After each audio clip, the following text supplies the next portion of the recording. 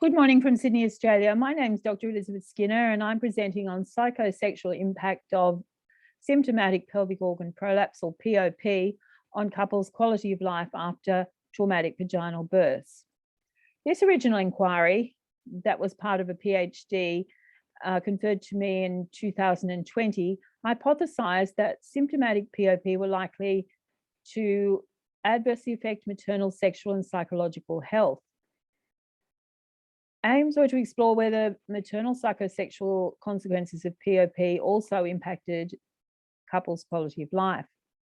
Background to this research: POP is defined as a downward displacement of pelvic organs with resultant herniation of the bowel, bladder, and uterus into the vagina and anal canal, usually the vagina. That is symptomatic and can adversely affect sexual, bowel, and bladder function. Over the past decades, 3 to 4D ultrasound and MRI have shown POP is primarily attributed to damage during vaginal birth to a pelvic floor structure known as LAM or levator ani muscle that is detached from one or both insertions on the pubic bone. Prevalence is reported to involve 10 to 30% of women undergoing vaginal deliveries in developed countries, and rates increase to 30 to 65 with the use of forceps. On the other hand, perinatal psychological research from the UK, current studies demonstrate 3 to 4% of women suffer from PTSD or post-traumatic stress disorder after birth events, despite this disorder being attributed previously to war and disaster. Unforeseen traumatic deliveries elicit maternal feelings of actual threatened death or serious injury, intense fear, helplessness, and or horror as per PTSD stressor criteria of DSM-5. So this study, the design materials and methods, we used a mixed methods inquiry focusing on interviews with women who had sustained LAM damage and had symptomatic POP 1 to 4 years postpartum. Quantitative data was obtained from a pelvic floor function study and related birth records at 2 maternity hospitals in Sydney, Australia, between May 2013 and October 2014. Primiparous women 70 were identified from 504 women who had been assessed by translabial ultrasound 3 to 6 months after vaginal deliveries. 40 women agreed to interviews. Informed consent was attained. Inquiry used semi-structured interviews with open-ended questions from guidelines on antenatal, intrapartum, and postnatal care, and the interviewer was a midwife. But during these interviews, numerous women reported marital conflict and requested the interviewer contact men to provide medical information on how vaginal injuries cause sexual problems.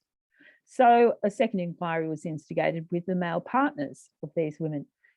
20 men were approached, and between May 2013 and December 2018, only 7 agreed to be interviewed by phone for 40 minutes and signed consent forms. But this is apparently the same as most other studies. Men are very hard to ascertain. Remaining men, 12 were unavailable despite women suggesting otherwise. 1 man didn't return his consent form and was removed from the study. And guidelines were analogous to maternal interviews with a focus on men's observed experiences.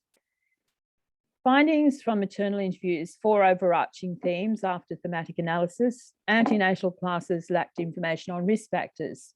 Women asked why weren't they told. Bulging prolapses resulted in untenable sex. Symptoms of POP triggered sequelae of PTSD. Damage in POP was poorly assessed and lacked validation.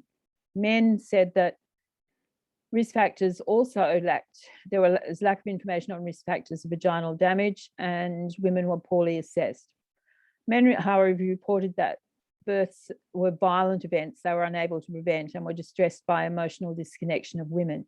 Medical knowledge on vaginal birth damage was unobtainable for men, and they were overwhelmed by loss of intimacy and marital disharmony.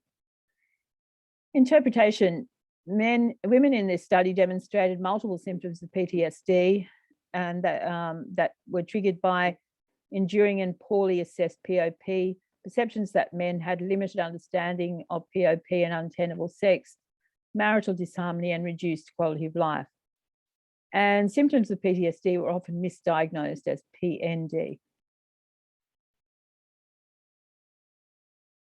Men demonstrated feelings of self-blame with rollercoaster of emotion and anxiety, inability to access medical information on damage, attempts at working out sexual issues to no avail, alarm at women's overt emotional disconnection, helplessness supporting women in decision-making regarding treatment options.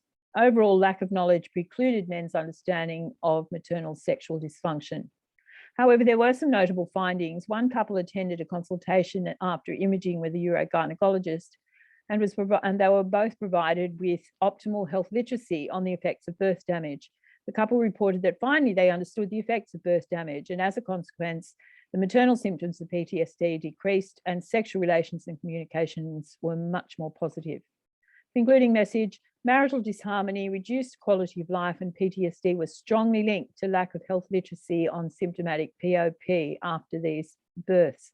These new parents experience barriers to health literacy that are not reflective of current directives from WHO.